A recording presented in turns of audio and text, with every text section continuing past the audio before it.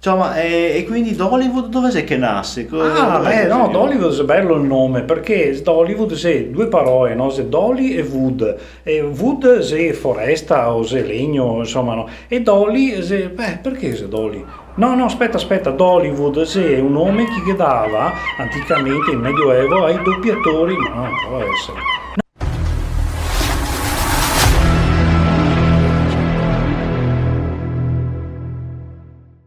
Qua è incredibile con Ciano della Dollywood. Fantastico. E tra l'altro, ma perché Cos'è? Ciano? Ah, chi sei? Perché, cosa credo sia? Ma Ciano e Giorgio, Perché infatti, Ciano, bravo, perché Ciano, facciamo tutti Ciano, perché il primo doppiaggio noi l'abbiamo fatto sul film Avatar. Ah, ok. Ecco, allora ci sono questi due personaggi di colore azzurro, blu, Ah, ecco, e allora nel dover scegliere i nomi ho detto a mia moglie, beh, te ti chiamo Azzurra, perché era lei che doppiava Da il là mi carattere femminile. fola. Era azzurra, però come si chiamiamo? Celestino, no? Ma sei brutta, no? E lei mi fa Ciano, ma Ciano è un nome veneto, Luciano, no, è il colore, quello della stampante. Ah, Cosa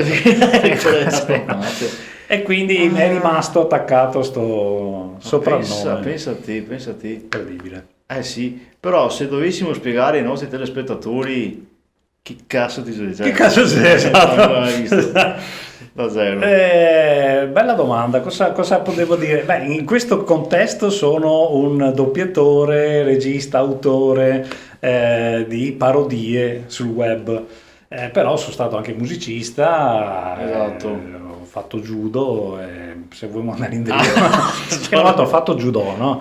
E sono ste braghette, hanno un laccetto. Pensavo di c'è per una botta. No, sono queste braghe, hanno un laccetto piccolo, non sono stato in grado, ero bambino, non ho fatto l'asolo, ho fatto un groppo e quindi dovevamo fare un torneo fuori e a un certo punto l'emozione o cosa, sono andato in bagno e non ce l'ho fatta a slacciare perché era proprio un groppo, era troppo difficile quindi... e mi sono cagato addosso. Quindi ho smesso di fare judo, grazie. Che volta là, pensati, quindi... Non ho più fatto judo, ho detto, forse è meglio fare il musicista, per esempio. Da là te ho scoperto, insomma. Da là ho scoperto. Comunque diciamo che le tue opere più importanti sta il tuo canale filmistico di YouTube da Hollywood alla fine. Sì, diciamo la cosa che ha avuto più respiro, ampio Sì. respiro, è stato questo, i social della Dollywood, YouTube principalmente, poi con Facebook abbiamo anche iniziato a parlare con le persone, perché erano i primi anni anche di Facebook. Perché le tue opere di punta sta Avatar, la parodia di Avatar. Esatto, un Jack di troppo. Un Jack di troppo, che è quella che sarebbe il e anche la più famosa che è De Bubba delle Verze. Esatto, Forrest Gump in versione veneta, dove le ricette coi gamberi del film sono diventate ricette con le verze. Esatto. Questo ha avuto... Quante visite che ha fatto che video là? Quello più di 2 milioni di visite, adesso siamo a 14 milioni circa. Incredibile, tra l'altro tutto in Veneto. Tutto in Veneto, reinventiamo le storie, spegniamo l'audio originale, ricostruiamo gli effetti sonori, i rumori, le colonne sonore, rimettiamo tutto da zero praticamente e poi reinventiamo i testi, è una parodia, quindi cerchiamo di creare di nuovo una nuova scena che non c'entra niente a quella col film, parlando del Veneto, di noi veneti, dei nostri difetti principalmente. Perché tutte le nostre parodie, se si va a guardare bene, sono una nostra presa in giro di noi, di quello che siamo noi veneti, dei nostri difetti, no? Dopo le altre regioni che avranno i suoi difetti, però anche noi abbiamo qualche difettuccio, quindi lo mettiamo in scena per riderci, ma è quello che fanno tutti i giullari da sempre, insomma, prendono in giro e cercano di esorcizzare Ma cavallo, perché tra burle e resto di registrare, sì. Ho paura che non si invecchi. Comunque il progetto, ma il primo vostro video, il progetto è solo tuo o che anche di Asura? Il progetto è iniziato da me, ma nel senso che facevamo dei video con gli amici per scherzo, e una volta ho detto adesso facciamo un video documentario tipo La macchina del tempo, Voyager, quei documentari che erano orribili perché facevano 2 ore di documentario, non dicevano nulla. Allora ho detto, faccio anch'io un documentario così e tutti quelli che intervisto, anche sono amici che fingono di essere studiosi, scienziati, devono improvvisare. Quindi ho fatto il leggendario Scuffiotto Maya, dove c'era sto cappello Maya misterioso e ogni volta andavo a intervistare uno scienziato, sti qua dove improvvisare da zero tutto. Quindi è stata la scintilla che ha fatto scattare sta roba e l'ho chiamata Dollywood perché Dollywood. Perché sei di Dolo, mixato a Hollywood, io ci sono arrivato molto molto dopo. Esatto, incredibile. Esiste Hollywood in America, Bollywood in India, Bombay e Dollywood a Dolo, giustamente. In realtà da bambino esisteva una band a Stra che si chiamava Strallywood. Mi ha sempre fatto ridere sta roba.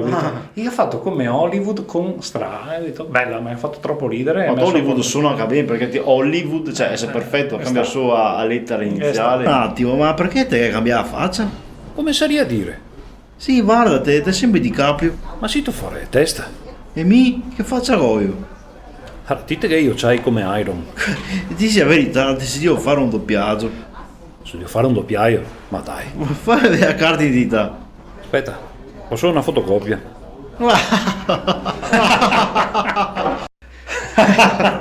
Va bene. No, scusami, non ho resistito, dovevo fare un doppiaio. A un certo punto non va più niente. Ma insomma, quindi progetti futuri, quindi adesso? Progetti futuri, se qui iniziai, passati, perché quando ho iniziato ad Olio, prima ancora di tutto, volevo fare come Carletto FX, volevo fare un film o un riassunto di un film a manco di un'ora, tutto doppiato. So che era un'impresa massa grande all'epoca e ora che mi iniziavo a fare sti short, diciamo. Però mi piaceria ciapare e doppiare Mediterraneo de Salvatores, lo faccio diventare Adriatico e parlo di una nave dei Ciosotti che con nebbia si perde, si cata a pestrina e l'anno si capisce qua lingua, è un casino che non finisce più. Buon, dai. Parla un buon proposito. Esatto, ma chissà quanto tempo che ti metterei a fare un doppiaggio del genere. Ma di solito lo faccio presto. Sì. Te hai visto prima, ho messo 2 secondi. Sì, per carità, però un film intero anche per seguire un filologico più che altro. Sì, per seguire un filologico, però dopo tagli corti, te fai insomma dai che sei. Te perdi via, dai. Già beccare le persone, farle doppiare, la parte più lunga sempre sta qui, perché devo andare a casa di uno, chiamare un altro, è lunghissima che fa. Ma prima ti facessi i doppiaggi con gli amici di Voyager e subito dopo hai fatto Avatar? Subito dopo questo documentario finto del Scuffiotto Maya, con mia moglie a casa ho detto, senti, ma c'è sto Carletto FX che numero uno numero uno dei Game Boy emiliano, che lui doppiava un'ora di film, faceva un condensato di Star Wars e anche Star Wars è meraviglioso. Sì. E ha detto è troppo forte sto Score stellari che con pochi mezzi, perché erano ancora gli anni 90, con pochissimi mezzi riusciva a fare queste parodie molto credibili.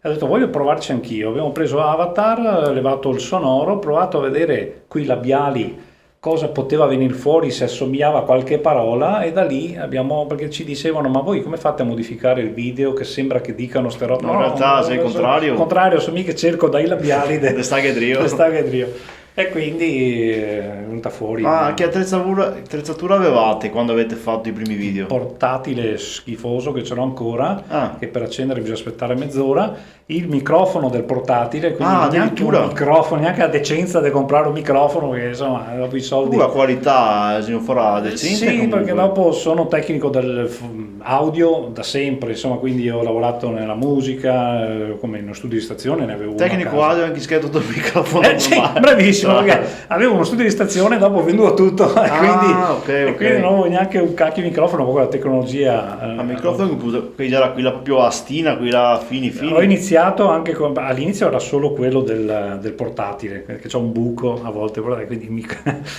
poi ho preso quello col mini jack ad astina, ma faceva schifo. A un certo punto un fratello che ha fatto peccare, ha detto senti te compro un normalissimo microfono USB, e con quello ho fatto tutta la carriera da quindi anche, quindi. No, comunque è una roba low cost che alla fine che aveva una qualità eccelsa anche a livello Ma probabilmente lì, appunto, avendo lavorato in studio di stazione, quindi tutto l'audio lo confezionavo bene, già i video in qualche modo avevo iniziato a farli da qualche anno, i montaggi video, quindi insomma alla fine Sì, sono sono stati fuori credibili. di bei prodotti. Ma anche quando te caricano un video su YouTube non te non bye, tipo questo video qua è già stato caricato, Sì, ogni tanto veniva fuori, sì, copyright. veniva fuori con qualche messaggio, ma erano i primi anni e non disturbava, però a un certo punto mi ha censurato un paio di Infatti, video. sì. E poi ho provato anche a reclamare, ma perché in America esiste la legge del fair use, sarebbe tu puoi prendere e fare una parodia usando materiale audio e video già editi, basta che sia un'opera di ingegno nuova, che parli di cultura, di tradizioni, cose del genere, e ti viene concessa. In Europa c'è una legge simile, in Italia che è un pastone che non finisce più. Strano, sì, ok. Alla fine, insomma, YouTube ci ha censurato solo quei video che erano della 20th Century Fox e lì hanno avuto delle diatribe con YouTube e quindi quelli lì YouTube ce li ha cecchinati. Siamo andati su Vimeo, ce li hanno cecchinati anche quelli di Vimeo, lì ho scritto, ho detto guardate che è una parodia e ho detto sì dai hai ragione, ce li ha rimessi. Miracolo che ci hanno dato retta questi qua. Però vabbè, ne abbiamo fatti più di 100, quindi... Sì, ho visto il canale, c'è un sacco di video. Però so che girava sta leggenda, non so se funzionava, di mettere a specchio il video. Anche all'inizio facevamo anche così, sì. Dopo Dopo anche quello, che ha capito che specchiava i video, allora... Ma invece mi dicevi che sono curioso, ma sto judo l'hai fatto durante d'Hollywood qua? No, prima? ancora 9 anni, avevo 9 anni, ok, dai 9 ok. 12 anni facevo lo judo, però è successo sto fatto. E dopo hai fatto video già? No, dopo ho iniziato a fare come il musicista, mio fratello suonava, mi ha coinvolto, quindi le prime band. Prime band che però funzionavano, quindi facevamo new wave, punk all'epoca degli anni 80, rock progressive negli anni 90 e ogni band ha avuto un valore, insomma alla fine funzionavamo, avevamo vinto concorsi, il Q13 a Mestre, secondi una Come volta. si chiamavano queste band qua? La prima era Agitation Repart, una band storica della Riviera del Brenta che assieme ai Definitive Gaze, agli Estasia, eravamo 3 band conosciute della zona. Però anche lì abbiamo fatto il disco, ci siamo sciolti, così, casi della Quindi vita. musica autoprodotta, non c'era cover? No, assolutamente musica originale, new wave. Ma riuscivate all'epoca, se riuscivate a proporvi tipo i locali, perché adesso tante volte fai cover, ok, subito anche il pubblico reagisce in una certa maniera, fai musica tua, è molto più difficoltoso. Sì, no, una volta era accettata la musica originale, però non c'erano grosse occasioni perché era finiti gli anni 70 dove c'era fermento, è rimasto un buco vuoto negli anni 80 e non c'erano né locali né eventi, e qualche proprio concertino l'abbiamo strappato qua e là, finché è arrivato il concorso Q13 a Mestre dove sono andati dentro tutti i gruppi di un bel circondario tra Mestre e dintorni e lì siamo andati secondi, il primo Q13 fatto già secondi. E un giudice ha detto vi avrei messo anche primi, ma un po' di new wave non era proprio così, vabbè. Ma che caso è sto Q13? Esiste ancora? Ecco, 13, cavolo, un concorsone che facevano a Mestre negli anni 90, no, dopo, anche fino ai 2000. Poi abbiamo fatto rock progressivo con gli Spirosfera e lì abbiamo vinto il Q13 proprio, anche con un genere difficile per il rock progressive anni 70 come stile. Abbiamo vinto, quindi è arrivato il produttore, abbiamo fatto il disco, tutto quanto. Il cantante non va a cascare da un'impalcatura, porca miseria, al lavoro mi si è cascato l'uomo. Quindi insomma si è fatto male, per fortuna è ancora vivo, però non riusciva più a cantare, diciamo, insomma ha preso una bella botta e ci siamo fermati anche là. Ma cos'è che suonavi là, Eura? Io suonavo il tastiere con gli Agitation Repart e il basso con il Spirosfera. E a un certo punto pensavo, ma forse qua la musica non è proprio, forse non è il mio futuro, perché succede sempre che mi si interrompeva la carriera. E quindi ho provato quei video, che la creatività ha sempre voglia di esprimere, e si montavano i video, si faceva un po' di cavolate con gli amici sabato sera, finché siamo arrivati allo Scuffiotto Maia. Qua te poi attaccato con il Esatto, sì, no, mi dicevi che usavi anche i cineprese, quella vecchia, quelle cassette. Sì, all'inizio le Betamax negli anni 80 avevamo la cinepresona che aveva preso mio papà, si faceva le scenette con mio fratello, pubblicità televisive, qualsiasi roba. Anche a me facevo che roba là, cos'era bozza. Classico. E poi invece con le mini DV, anche quello, si riusciva a fare dei video in qualche modo, dai, una vita per metterli dentro il computer. Dopo che c'è le schede di acquisizione. Schede di acquisizione, mamma che tragedia. Cos'era l'HDMI, le scarpe, sì. Era stata una vita un po' dura quella lì, perché ci mettevi più tempo a digitalizzare e dopo era pesantissimo da processare qualsiasi montaggio video, da stare lì ore a fare il rendering. Alla fine anni 90 era sì, alla fine, mamma mia. Adesso in un soffio sul cellulare si fanno film. sì, è vero. Da una parte è meglio, cioè che se fosse massa roba adesso. Una volta c'era più rara, però la tecnologia ha fatto passi da gigante. Sì. La creatività che a volta però c'è tanta creatività anche adesso, se guardiamo sui social, TikTok, c'è gente che fa ridere ogni giorno, sono micro video che sono divertentissimi. Ho visto prima un cuoco che spiegava una ricetta che ha fatto un casino a mia donna, però viene fuori una bellissima ricetta, proprio per far ridere, quindi si è geniali, mette in mezzo di tutto e fa congestioni tra generi, tra battute, tra oscenità e a fine propone anche un piatto meraviglioso. Quindi c'è del genio, solo che adesso è molto più disperso, diciamo. Una volta ci si concentrava con quelle poche cose che si avevano, eravamo in pochi a farlo. È vero anche questo, quindi riconoscevi, quello lì è quello lì che ha quel stile, st'altro stile, adesso un po'. Che si sta notando comunque che hai fatto il botto perché c'era una novità, forse il corso di doppiaggi? Sì, c'era Carletto FX che faceva... Devi tornare? Sì, c'era sto Carletto FX che era bravo in Emilia Romagna, però c'è stato anche il Ramboso. Sì, bravissimo. Quello un paio d'anni, 3 anni prima di noi, c'è stato anche questi ragazzi da Padova, già la Piove, sì, ho conosciuto anche io all'epoca. Ecco, anche loro hanno fatto quel meraviglioso doppiaggio. Quello basta, che ha fatto il 2 però non aveva e ha fatto i Warriors, mi sembra. I Warriors, esatto. Però insomma lo stile era quello, e quindi sai, la tecnologia ci ha concesso di fare qualcosa con sto portatile. Quindi alla fine ti buttavi il film, tu col microfono registravi, dopo ci montavi sotto l'audio alla fine. Dopo sì, costruivamo anche i rumori ambientali. Anche i rumori che ho visto. Maniaco proprio questa roba, voglio che deve venire fuori esattamente come il film è, cioè deve sentirsi l'atmosfera di quella scena là. Ma i suoni li cercavi a parte o usavi già quelli del film? Facevo io dei suoni con i vestiti, addirittura? con le pentole, sì. Oppure c'è un sito che ti ha dato tutti gli effetti. Sì, una serie di effetti, quindi un po' tipo l'effetto del pugno, della bottiglia che casca, l'acqua, l'ambiente. Mi piace molto mettere gli ambienti, quelle cose che non ti senti ma c'è per sotto, non senti l'ambiente, la casa, fuori. Se uno riesce a far bene queste robe è molto realistica come roba.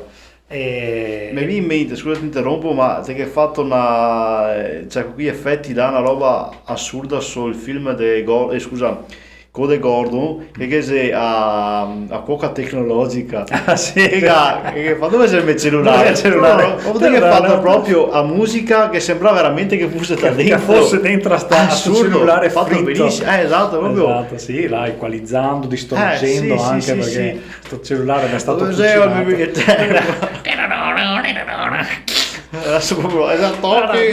ma guarda qua.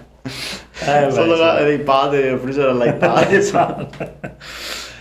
Insomma, comunque con quella poi ho fatto doppiare i miei amici, ho fatto doppiare mia mamma, ho fatto doppiare vicini di casa, non sapeva più chi chiamare e mi ho anche chiesto a persone famose, naturalmente. Quindi una volta ho scritto a Balasso su Facebook, che a volte dici come si fa a raggiungere queste persone.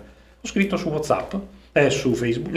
Su WhatsApp su Facebook ho detto guarda c'è stata l'alluvione in Veneto, se vogliamo fare Karate Kid in 2 tu fai il maestro Miyagi. È vero, sì. Ho mandato il testo e sera stessa arriva il file audio così. Basta, fine. Pazzesco. Dici un genio, cavolo. Anche la disponibilità. Ha fatto benissimo, ha fatto come con i crismi giusti, sono professionisti, insomma. Quindi anche quello è stata una soddisfazione.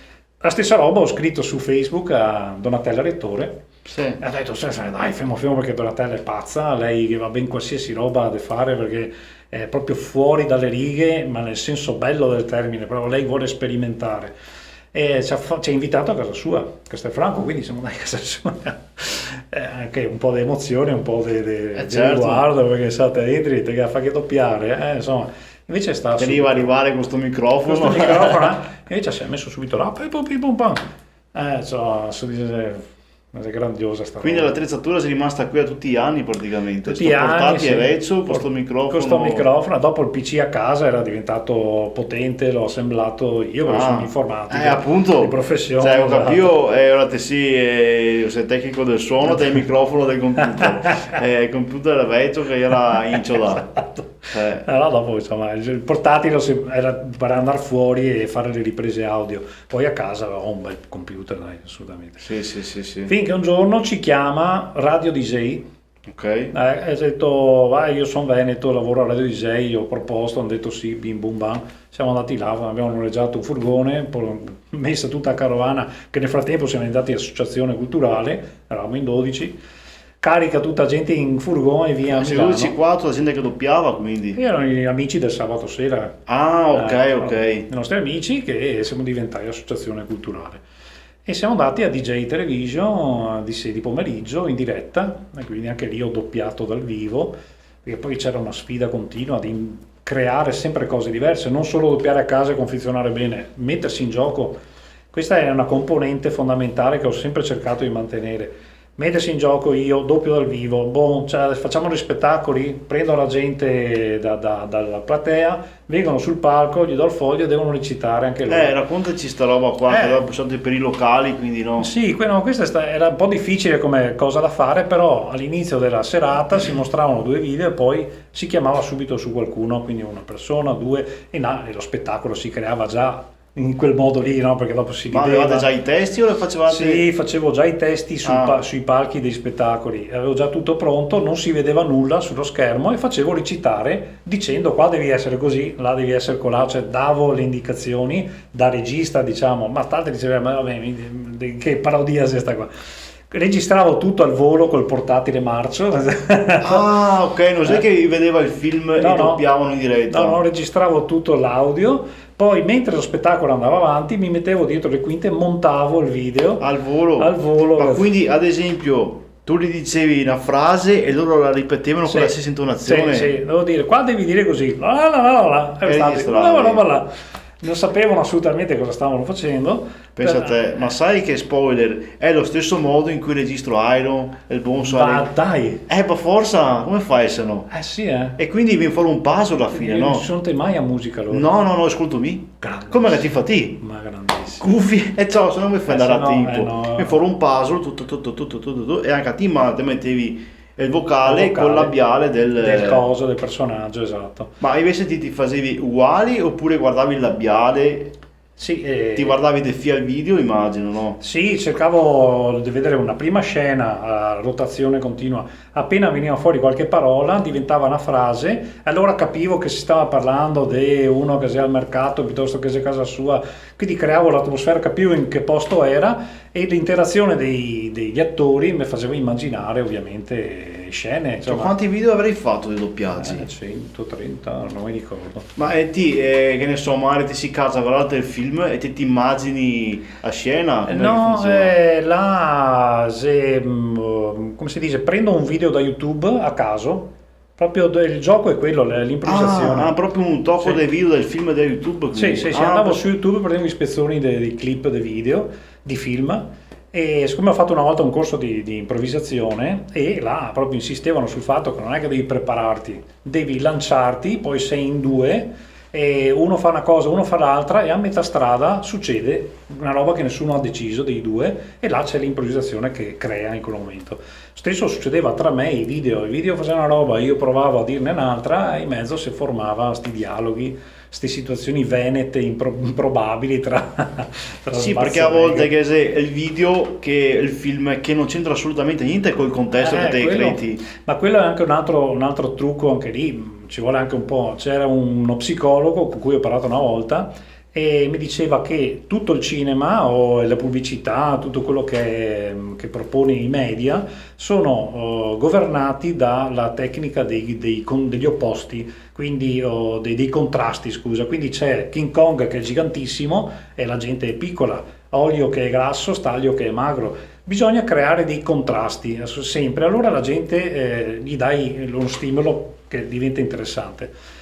E stesso succedeva, se io vedo Schwarzenegger forzuto su un film di guerra che parla di un matrimonio di Sofia, sì, te dici, ma fa sbregare questo crea un contrasto assurdo nella mente e fa ridere, fa morire da ridere, insomma. Tipo ho visto l'altro giorno quello di Avengers che te parli dei stagisti che dai esatto. buoni pasto anche buoni pasto che di fare tutt'altro esatto.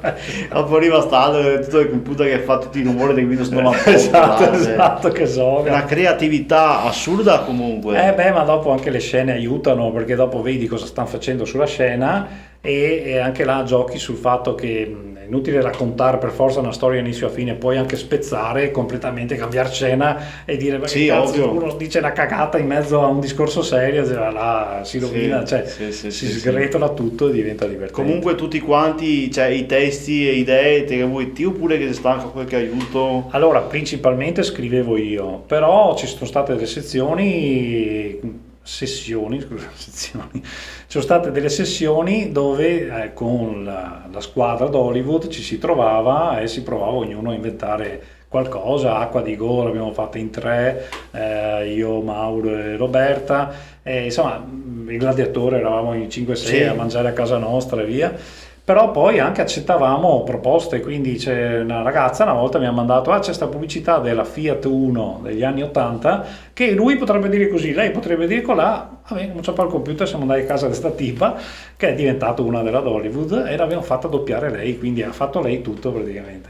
Ovviamente abbiamo confezionato bene il discorso, però funzionava perfettamente. Non so se si può dire, ma hai mai pensato a far diventare sta roba qua come un'attività? Cioè, te dà a livello di monetizzare qualcosa, sta roba qua? Ma no, come associazione ovviamente ci si sosteneva con gli spettacoli andando in giro, allora davano delle donazioni all'associazione e in qualche modo riuscivamo a pagarci a cena dello spettacolo perché andavamo a mangiare dopo come matti. Sì, e anche qualche, non so, fare le magliette, comprare un po' di cavi, cose che serviva per gli spettacoli, cose, cioè. Come molti con intervistai, i soldi che c'ha poi li investiva per forza, insomma, magliette, CD, esatto. Però sì, una professione vera e propria no. C'è anche Celenza che è un fortissimo doppiatore nei social adesso del sud, è anche un grandissimo musicista che lavora anche in televisione, però sì, forse il step successivo sarebbe sta quello là a sto punto, sì, andare a fare qualche parodia in televisione su Striscia, su roba del genere, però insomma è un lavoro impegnativo. Bisogna avere un po' il nervo e fare quello, magari forse non ho mai avuto quel nervo là, in sostanza mi piaceva rimanere dentro. Quanto tempo ci dedicavi a sta roba qua? Ti portavi tanto tempo? Lì di giorno lavoravo, di sera facevo Hollywood, sempre, costantemente per 5 anni così. Mamma mia. Era una valvola di sfogo ovviamente, perché più stressato era il lavoro, più se creava parodie.